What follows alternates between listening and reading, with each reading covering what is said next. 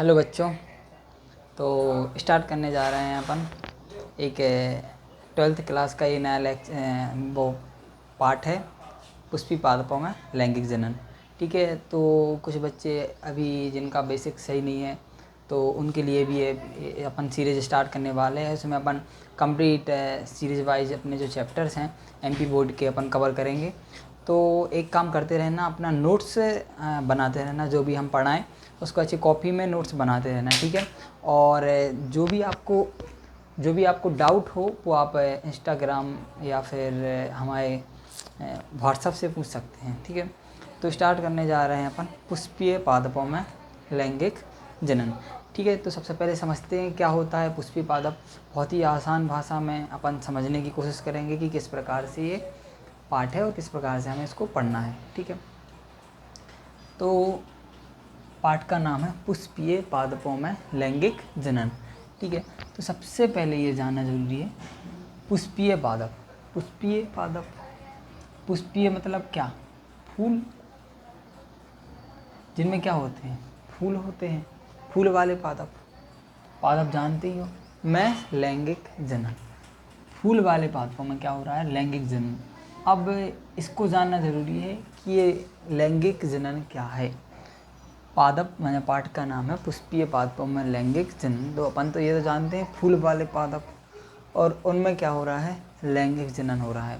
तो सबसे पहले बेसिक सा समझते हैं कि ये लैंगिक जनन क्या है, ठीक है। तो लैंगिक जनन, लैंगिक जनन क्या होता है? लैंगिक जनन क्या होता है? तो लैंगिक जनन में दो जनकों की आवश्यकता होती है। दो जनकों की आवश्यकता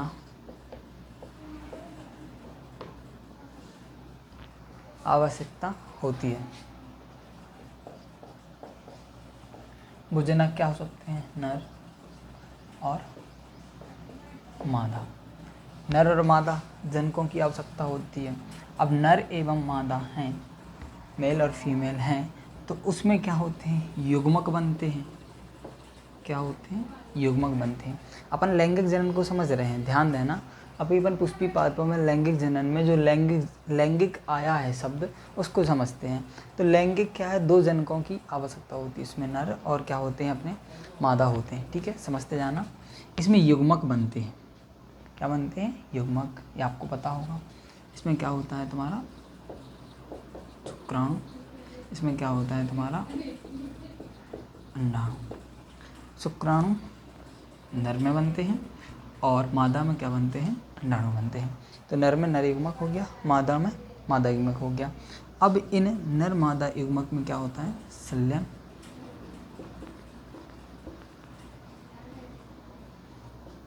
इसे क्या कहते हैं अपन? निषेचन। निषेचन, ठीक है। नर युग्मक, मादा युग्मक, इसमें शुक्राणु अंडाणु संलयन होंगे, युग्मक बनेगा, युग्मनज बनेगा। क्या बनेगा? युग्मनज। नर और मादा युग्मक जब संलयन करते हैं तो क्या बनता है? युग्मनज बनता है। तो मोटा मोटा आपको समझ में आ रहा होगा कि इसमें दो जनक आवश्यकता होती है। नर मादा शुक्राणु अंडाणु युग्मक बनते हैं, उसमें क्या होता है? संलयन बनता है, युग्मनज बनता है, और उससे क्या बनता है? भ्रूण बनता है, ठीक है। तो कहीं ना कहीं आपको समझ में आ रहा है कि लैंगिक जनन में दो जनकों की आवश्यकता होती है, उनमें संलयन बनता है और उससे क्या बनता है? भ्रूण बनता है। ये किसकी बात है? मनुष्य की, या फिर जो सजीव प्राणी हैं जिनमें लैंगिक जनन होता है उनकी बात हो रही है, ठीक है। अब इसी प्रकार से अपन किस में पढ़ रहे हैं? अपन पुष्पीय पादपों में। तो पुष्पीय पादपों में कहीं ना कहीं नर और मादा भाग होना चाहिए, नर और मादा जनक होना चाहिए। तो इसमें क्या बनने चाहिए? युग्मक बनने चाहिए। युग्मक बनेंगे, नर में नर युग्मक बनेगा, मादा में मादा युग्मक बनेगा। किसकी बात हो रही है? पुष्प की, याद रखना। जब उनमें संलयन होगा तो उसे क्या बोलते हैं अपन? युग्मनज। और फिर क्या बनेगा? भ्रूण बनेगा। तो यही सब चर्चाएँ जो लैंगिक जनन की अपन में हो रही है, मनुष्य में हो रही हैं, वही सब क्रियाएँ किस में हो रही हैं? अपन पुष्प में हो रही है, एक पौधे में हो रही हैं। लेकिन पौधे में इनका नाम तो सेम नहीं हो सकता है। नर भाग को क्या बोलेंगे अपन?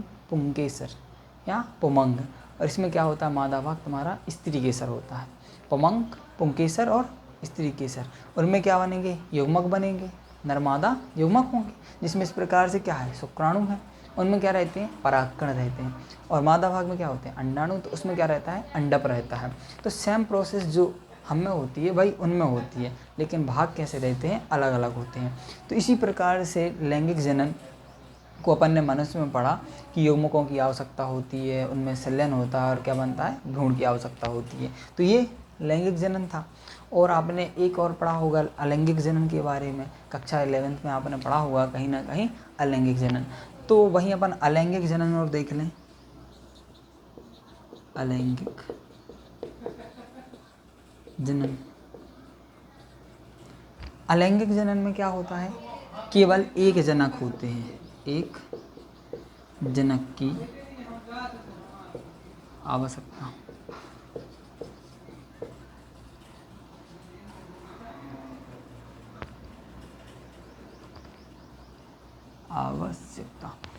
तो अलैंगिक जनन में क्या, केवल एक जनक की आवश्यकता होती है। एक ही जनक से क्या बनती है, तुम्हारी संतति बनती है, इसमें विकास होता है, वृद्धि होती है और एक नई संतति का निर्माण होता है।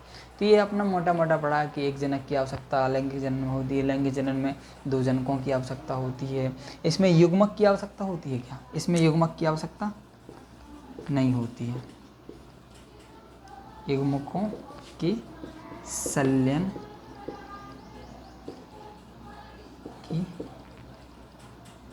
युग्मकों का संलयन होना जरूरी नहीं है, का संलयन होना जरूरी नहीं है, ठीक है। इसमें क्या होता है, युग्मकों का संलयन होता है। तो इस प्रकार से अलैंगिक जनन और लैंगिक जनन में अंतर भी हो सकता है।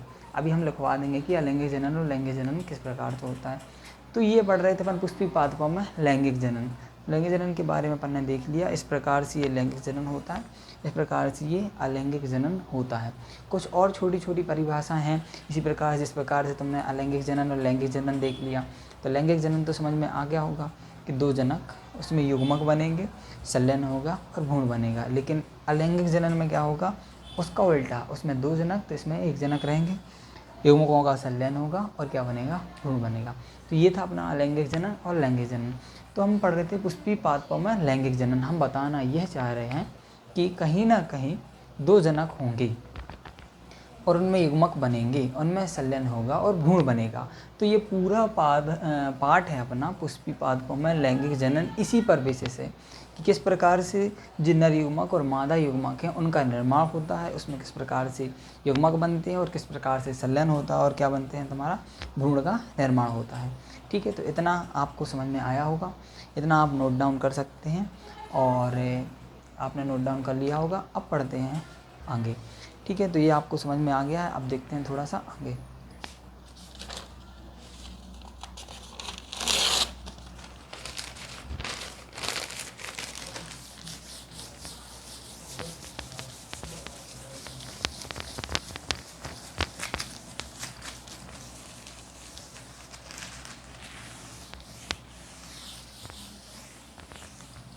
कुछ डेफिनेशंस और हैं, जैसे कि आता है तुम्हारा विभाजन क्या है।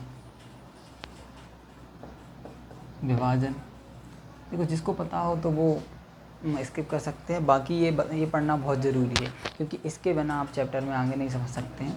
तो सबसे पहले विभाजन कितने प्रकार का होता है, आपने सुना होगा विभाजन। विभाजन दो प्रकार का होता है, एक समसूत्री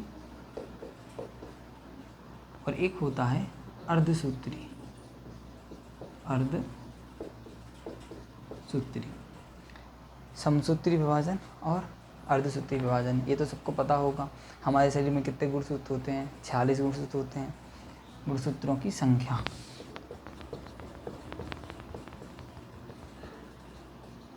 कितनी होती है, 46। 23 जोड़ों में होते हैं, 23 जोड़ी। ठीक है, तो ये हैं विभाजन, समसूत्री विभाजन और अर्धसूत्री विभाजन। समसूत्री मतलब जब कोशिकाओं की संख्या लगातार बढ़ती जाए, जैसे कि 2 से 4, 4 से 8, 8 से 16, लगातार क्या हो रही है, संख्या समान संख्या में बढ़ रही है। है ना। तो कौन सा विभाजन है तुम्हारा, समसूत्री। और अर्धसूत्री विभाजन क्या है, जब कोशिकाओं की संख्या लगातार घटती जाए। ये आपने 11th में पढ़े होंगे समसूत्री विभाजन, या एक पार्ट है विभाजन करके कोशिका चक्र विभाजन, तो उसमें आपने देखा होगा। अर्धसूत्री में कोई गुणसूत्री संख्या क्या होती है, लगातार आधी हो जाए, जैसे 8 है 4 हो जाएगी, 2 हो जाएगी और 1 हो जाएगी। मतलब कोशिकाओं की संख्या में लगातार क्या होगा, गिरावट। अर्ध आधी और सम मतलब समान, इस प्रकार से आ सकते हैं। तो ये होता है विभाजन, समसूत्री विभाजन और अर्धसूत्री विभाजन। जैसे कि यहाँ पे 46 गुणसूत्र थे, है ना, 46 गुणसूत्र थे, इनकी संख्या कितनी हो जाए, आधी, है ना। अच्छा, आपने एक चीज़ और पढ़ा होगा, द्विगुणित। द्विगुणित मतलब जब गुणसूत्र जोड़ी में हो, द्विगुणित मतलब गुणे, जैसे 2n, इसे क्या बोल सकते हैं, द्विगुणित। n क्या है वहाँ पर, गुणसूत्र। जब गुणसूत्र कितने हो, डबल हो, तो इसे क्या बोलते हैं, द्विगुणित। मतलब 23 जोड़ी में हो, 23 जोड़ी, तो क्या लिख सकते हैं अपन, 23n। जब गुणसूत्र की संख्या कितनी हो, द्विगुणित हो, तो उसे क्या बोलते हैं अपन, द्विगुणित। और जब कोई गुणसूत्र की संख्या कितनी हो जाए, आधी, जैसे अपने 2n थे, कितने हो जाए, n हो जाए, तो कौन सा विभाजन लग गया तुम्हारा, अर्धसूत्री विभाजन।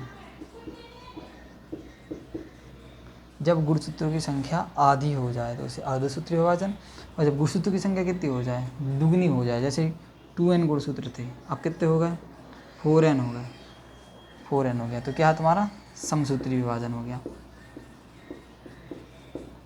ठीक है, तो आपको थोड़ा थोड़ा समझ में आ रहा होगा।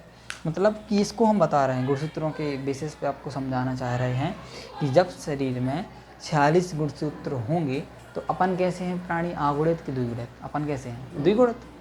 अपन कैसे हैं, अपन में कितने गुणसूत्र, 46 मतलब 23 जोड़ी में है गुणसूत्र, मतलब क्या बोलेंगे अपन, द्विगुणित बोलेंगे। अब लेकिन संख्या क्या हो जाए, आधी, गुणसूत्र की संख्या क्या हो जाए, आधी, तो क्या बोलेंगे अपन, आगुणित। क्या बोलेंगे अपन, आगुणित। आगुणित। तो मनुष्य कैसे हैं, प्राणी हैं, द्विगुणित, अपन ने क्या देखा, और एक आगुणित। अपन कैसे हैं, द्विगुणित, है ना। और जो क्या रहते हैं, आगुणित मतलब आधे। इस प्रकार से शब्दावली का भी अपन देखेंगे, तो द्विगुणित और आगुणित। अच्छा, ये समसूत्री विभाजन में क्या होती है, द्विगुणित रहते हैं, और अर्धसूत्री विभाजन में क्या होते हैं, आगुणित रहते हैं। तो ये और देख लेना, समसूत्री विभाजन हो गया और ये अर्धसूत्री विभाजन हो गया। इन्हीं शब्दावली को आगे देखते हुए अपन पढ़ रहे हैं थोड़ा सा। तो समसूत्री विभाजन, अर्धसूत्री विभाजन समझ में आ गया होगा। द्विगुणित मतलब जब गुणसूत्रों की संख्या कितनी हो, दुगनी हो। अवगुणित मतलब गुणसूत्रों की संख्या कितनी हो, आधी हो। ठीक है, तो ये द्विगुणित, अवगुणित हो गया। और छोटी छोटी चीज़ें हैं, ये लिखाना पड़ेगा, देख लेते हैं।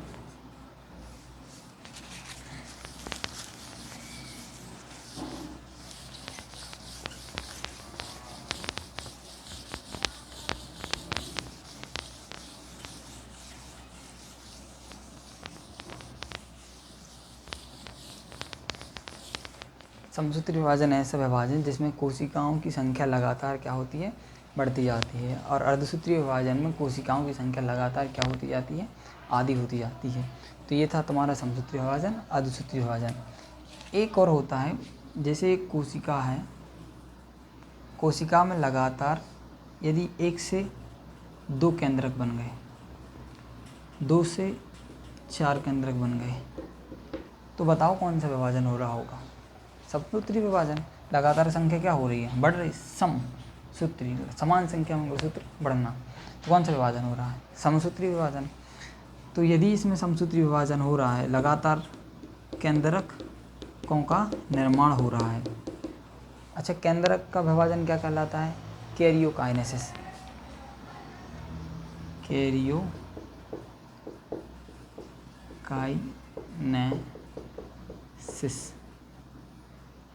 कैरियोकाइनेसिस मतलब केंद्रक का विभाजन। कोशिका में केंद्रक का विभाजन क्या कहलाता है, कैरियोकाइनेसिस कहलाता है। कैरियोकाइनेसिस कब होगा, कौन से विभाजन से होगा, समसूत्री विभाजन से।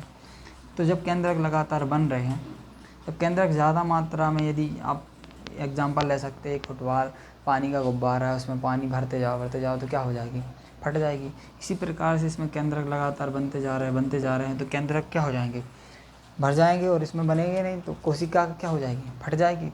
जब कैरियोकाइनेसिस होता है कोशिका में केंद्रकों की संख्या बढ़ जाती है, क्योंकि इसमें कौन सा विभाजन होता है, समसूत्री विभाजन होता है। केंद्रक की संख्या जब बढ़ जाएगी तो कोशिका क्या हो जाएगी, फट जाएगी। तो कैरियोकाइनेसिस के बाद क्या होता है, साइटोकाइनेसिस। ऐसा समझ सकते हैं, एक क्लास में बच्चे हैं, लगातार बढ़ते जा रहे हैं तो उसमें क्या हो जाएंगे, बच्चे क्या हैं, केंद्रक हैं, लगातार बढ़ते जाएंगे तो क्लास क्या हो जाएगी, भर जाएगी। अब यदि उन बच्चों को दूसरी क्लास में डाल दिया जाए, है ना, डालना पड़ेगा जब बहुत ज़्यादा बढ़ जाएंगे, तो वो पहले क्या हो रहे थे, बच्चे बढ़ रहे थे, मतलब केंद्रक बढ़ रहे थे, कौन सा विभाजन था, कैरियोकाइनेसिस। यदि अब उनको दूसरी क्लास में डाल दिया जाए, मतलब कोशिका द्रव्य का विभाजन हो जाए, उसे क्या बोलते हैं हम, साइटोकाइनेसिस। मतलब एक क्लास से दूसरी क्लास में डाल दिए, तो जब कक्ष में बदल जाए तो क्या हो गया, इसमें कोशिका द्रव्य होगा, और कोशिका द्रव्य में क्या रहते हैं, केंद्रक रहते हैं, तो इसे बोलते हैं अपन साइटोकाइनेसिस। साइटोकाइनेसिस।